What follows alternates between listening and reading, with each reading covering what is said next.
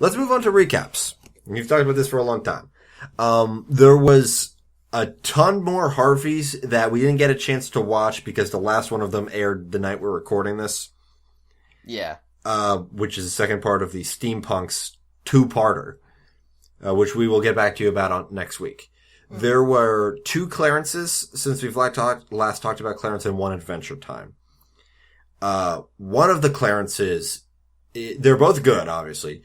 The first of the 2 is immediately, like, all time, one of my favorites. Which I've said a lot, but that's how good the show is. Plant Daddies. Yeah. Plant Daddies. Plant Daddies was an amazing character look into it was a very, very effective use of the limitations of an 11-minute structure. Like, we saw a lot of growth and detail into a lot of characters in 11 minutes. Yeah. It was a really great take on the we gotta raise a fake baby plot. Because, like, you know, that's a big plot in... That the show has actually done before. Things. Oh, has it? It did the bag of flour.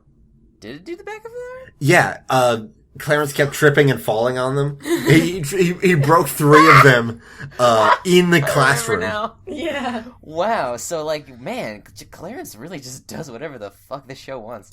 Yeah, like, I've noticed lately that this last sort of stream of episodes has been very classroom-based. Like, they got a good thing going. They're on a roll. Like, some of the earlier episodes were more like weekends or summer vacation or whatever. A lot of this, like, which is part of where our initial partially retracted Ed, Edd and Eddy comparison came from. Yeah, whereas a lot more of it is taking place in school and there's not usually like, you know, this is a Clarence episode or this is a Sumo episode. Like, this is an episode about the class together as a unit. Yeah, that's a really good point. All the classroom episodes, not all, most of the classroom episodes really do treat them as a unit. We see all of them at once. It's really good. I love it. Acting both as a unit and as individuals. Yeah. They do a great job of they're really good. They're a really good cast of characters. This classroom is fucking amazing. Like, they could carry a show that was even more classroom centered if it was one of those shows like freaking Recess or I don't know, that one Teletoon cartoon about when they adapted Wayside. Do you guys know there's a Wayside cartoon? I was so disappointed by that show. I love those books, and the show was so nothing.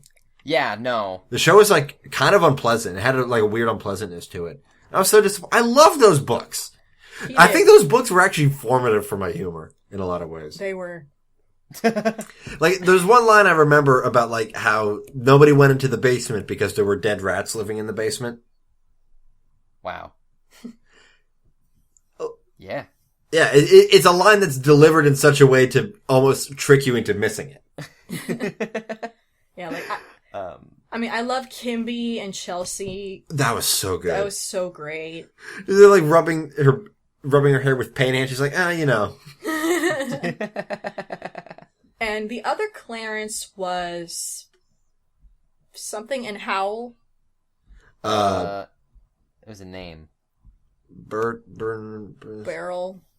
No. Bucky. Bucky and Howl. Bucky and the Howl. Which was, if anything, a sumo-heavy episode, but again, not strictly focused on him, but it's him, like, expressing himself artistically in a shitty school play, and he's like, I have fun doing this, but I don't want anybody to see me because it's lame. And it is? It's a dumb play. It's a stupid play.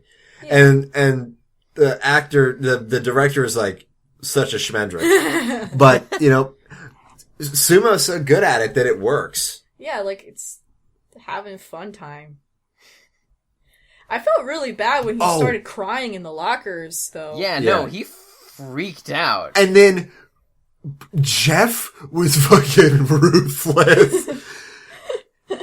So I like at this point Jeff and Sumo. Like, one of the first things we said about this show is that, similar to the Ed and Eddy comparison, Sumo and Jeff wouldn't be hanging out together if it weren't for the glue of Clarence. But now they have come to an understanding and they do work better together.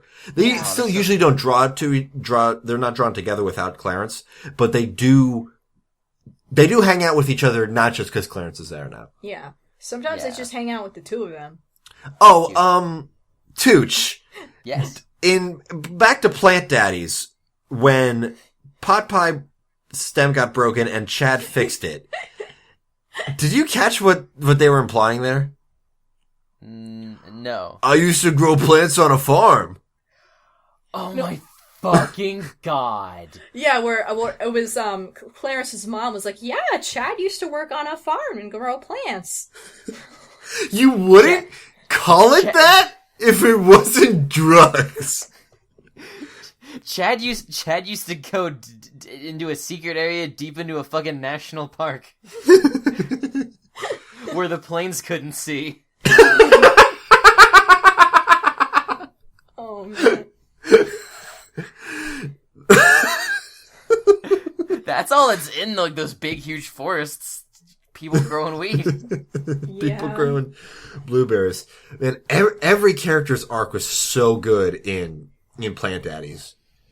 For me, it's up there with Attack the Block Party. It's so good. Yeah. Clarence is just such a profoundly wonderful show. Percy was fucking killing it. We're like, because he was with Memo.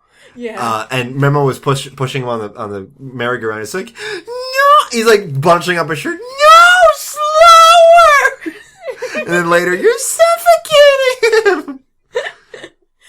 Like, this show, he's like Walter and Perry. Like, I think we've said it before, but this show is definitely like the Hey Arnold of this generation of cartoons, in that it's a sleeper hit. Like, I can't imagine most kids saying it's their favorite show on TV, because there's so many great, fun shows on TV, but I imagine it's gonna be one that they're gonna remember when they get older. Yeah. And on a different, because I really feel like right now, almost everything is so good. Like, they're gonna remember Adventure Time. They're gonna remember Steven, but I do hope they remember Clarence, for its subtlety. Yeah. We're gonna get all old and like every few years just being like, hey, you stupid kids, remember Clarence yet?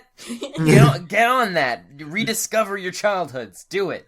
But there was a new Adventure Time. Also a really good one. Yeah. Yeah. So Finn it's called Flame Princess Raps and I Guess Other Stuff Happens. Really interesting title. It's called Music Hole. Finn is in a funk because of Finn's sword. We see him in a pretty hilarious but sad situation of too sad to eat Happy Waffles. That's really sad. Which is That's really the saddest sad. I've ever heard. Yeah.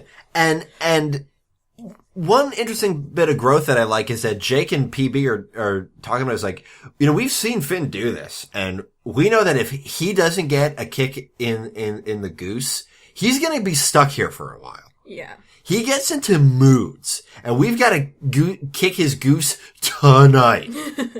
He's a moody boy. Yeah, and Nikki hated... He's an emotional young man. I loved and then hated PB's sleep mask. I loved it when it was above her eyes, but then when we see it on her eyes, I hated it. It was like really super anime eye sleep masks. And just a great bit where he looks through that nasty tuna can for Plan C, and he makes that like comically bad like smug smirk, and he like calls PB up. What's Plan C? Something to do with music. So what they do is they put together a music festival competition thing, and invite Finn to be the celebrity judge, which he's digging. Well, he first drops my favorite joke from Adventure Time, maybe in years. It's like, and guess who's the special celebrity guest? I don't know, Donnie. I forgot about Donnie. Donnie's like that he was the tree. What was he supposed to be? He was a grass. Oh, he was a grass ogre. Yeah, the grass ogre. Voiced by Kevin Michael Richardson in season 1. It was a very early episode. He hasn't been seen. Yeah. He hasn't been seen in the show since, but he was the first boss of the first game. So Finn shows up, he's like, oh, this is nice. This is nice. We get a really rad rap between Nectar and Flame Princess, which was everything we've ever dreamed it to be. I mean, Andy Milonakis is a rapper. He's done raps. He's a rapper. And there was that great bit with Susan. Oh yeah, Susan had a great song that was wonderful. Marceline had one of her best songs yet. I was gonna say best since Just Your Problem, but then I remembered Stakes, and like there's some great shit in Stakes. Yeah. Did either of you see Lauren Zook losing her mind over Twitter about how hot Marceline is in this episode? Yeah. I'm opening it right now. I live for that. Yeah, I mean, she was amazing, and like, they're dating. They're like, Aww. they're like cool now. They're like cool, and like, Bubblegum like gives her a thumbs up with her tongue sticking out, like a yummy, Come on. like a yummy. and she's got like, I don't know. She's got like Death in the band, and like even LSP was being a cool drummer, and like she was wearing a welding mask for some reason. Yeah, which is a cool look, but I was like, is that gonna like block the microphone?